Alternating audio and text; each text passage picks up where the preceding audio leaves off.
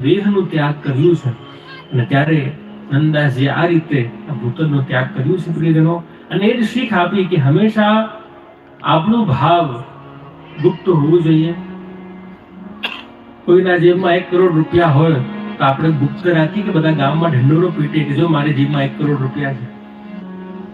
જેટલી વસ્તુ મોંઘી એટલું આપણે એને સાચવીને રાખીએ. આપણું ભાવ, આપણી શ્રદ્ધા, આપણી ભક્તિ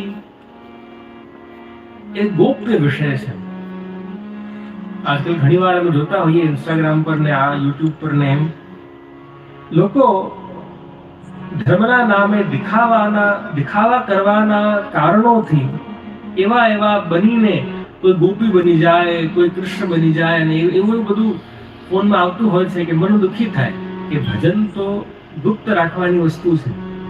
આપણું મનમાં શું ભાવ છે એ તો બીજા બધાને કહેવાય નહીં, કારણ કે બહુ કિંમતી વસ્તુ છે આપણા માટે. અને એ જ શીખ આપણને નંદાસજી આપી કે હંમેશા આપણા ભાવને ગુપ્ત રાખવા.